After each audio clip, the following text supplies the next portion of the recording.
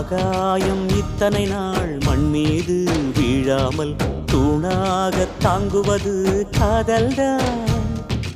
ஆண்டாண்டு காலங்கள் பூலோகம் பூக்க அழகான காரணமே காதல்தான். பஞ்சபூதங்கள் யாவும் காதலின் அடிமை, நாட்கள் 7 காதலின் கிழமை, 9 கோள்களும் காதலை சுற்றி வரும்.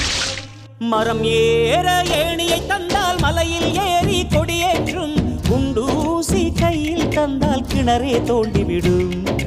வெறுங்கல்லை வைரக்கல்லாய் காதல் பார்வை மாற்றிவிடும், வெந்நீரில் விட்டால் கூட காதல் மீன் நீந்தும்.